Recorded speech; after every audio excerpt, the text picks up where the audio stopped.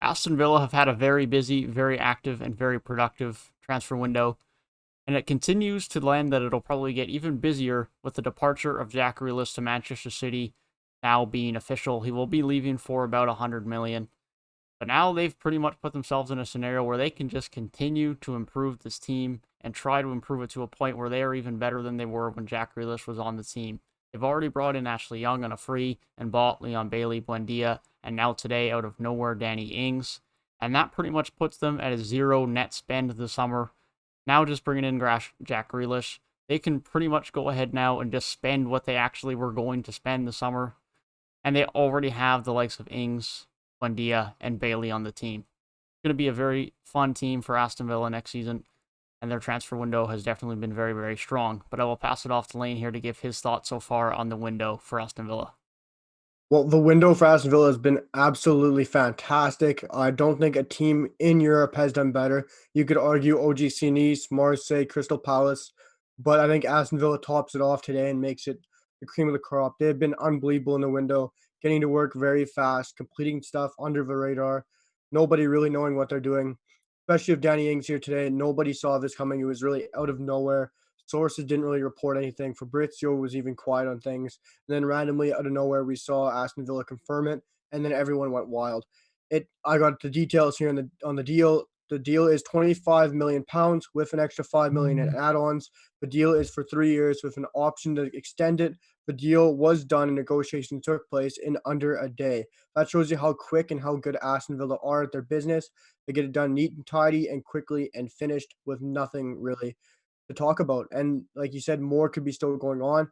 They said they'd be spending pre Jack Grealish sale, and they did. And now they got the Jack Grealish sale, basically spending 25 million of it on Ings. Now they still have probably whatever they want to spend. Now they've already spent basically 90 million before the Jack Grealish sale, and now they can just go out and spend whatever they want. Looks like James Ward-Prowse will be entering the door. They've gone back in for a second bid on him, and that looks like that'll just keep coming in for James Ward-Prowse.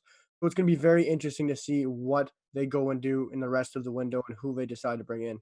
Yeah, certainly. I think they definitely have some options to still bring in some more talent. This is going to be a very talented team next year, a very fun team, very dynamic team in the attack, and I think it's going to be a very smooth transition for Aston Villa, moving on from Jack Grealish being that guy on the team as they continue to add more and more talent. I think they're going to be more deep. They're going to have more options. They're going to be less reliant on a single player. And I think in the long term, it's going to result in more success for them.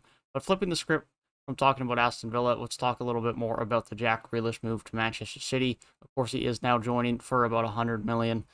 An expensive signing, no doubt, but a very good one. Obviously, one of the most talented players in world football. Didn't always get the chance to feature as much as some would have liked in the Euros, but is still a very good player. Has shown that time in, time out again in the Euros, and his stats would back it up. But what type of impact do you think Jack Grealish will have this upcoming season for Manchester City? I think he will be the most outstanding player in that team. People might argue Kevin De Bruyne and the likes of others, maybe even Harry Kane coming in. But I feel like Jack Grealish is going to show what he's made of and why he should be playing on that stage.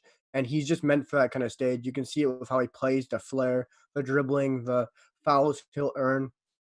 And those fouls he'll earn will get lots of free kick goals from likes of Kevin De Bruyne himself, Bernardo Silva, and him playing alongside Raheem Sterling, Kevin De Bruyne. He'll be scoring many goals, creating many assists, and he'll just be a dream to watch in that City side. Hopefully, winning many titles and trophies for that side. I'm not a fan of City, but I'm a massive supporter of Jack Grealish and what he stands for.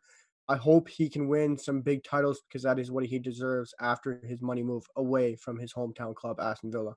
Yeah, certainly. I think he's going to have a big impact on that team. Him having higher quality of finishers and creators around him is just going to make him even more special. He'll be able to set up so many chances for this Manchester City team, and they already have such great creators. But now to bring in Jack Grealish, there's just going to be chance after chance after chance for this Manchester City team, and Jack Grealish is going to be a big part of that. And I think he's going to be very impactful for them, as you mentioned, arguably going to be their most impactful player next season. And it's just going to be a very good setup for Manchester City. And I think it's going to work out very well for them in their attack next year. And I hope, as you mentioned, I hope he can do very well for them. Hope he can find some success and get some silverware. He's been loyal to his Aston Villa boyhood club a lot longer than I think a lot of us thought he would have. There was talks that he was going to be leaving before Aston Villa even got promoted to the Premier League a couple of years ago.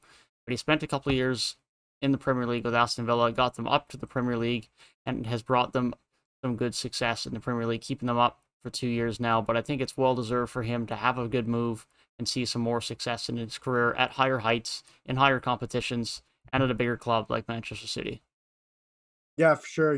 He's found the right move. He's found the right team. No other team could really afford him beside Manchester United and maybe Chelsea. Chelsea didn't need him at this moment of time. United didn't need him after picking up Sancho, and they didn't have the money to spend. And obviously, City is the right destination for him. He wants to win trophies. He wants to win trophies now, and he needs the money. And he got what he deserved, and Aston Villa got the amount they deserved. This will obviously be making him the most paid player in Premier League history. This is tweeted by Fabrizio Romano. I don't know if I think he deserves it yet, but I think he will show why he should be the most paid player in the Premier League because he will show why he deserves it. And obviously, there still is that England tax, but I do think he's worth 100 million. Certainly a very special player and someone that I think will very much show that with Manchester City next season. With that being said, let us know down in the comment section down below what you guys think of the Jack Grealish sell for Aston Villa, as well as the Dany Ings buy today that is coming very quickly under the radar. And if you guys did enjoy the video, feel free to leave a like down below and subscribe to the channel if you are new for more thoughts on all transfer news, as well as Premier League season previews as we lead up to the Premier League season that is almost a week away. With that being said, I hope you guys have a great rest of your day, and we will see you guys in the next one.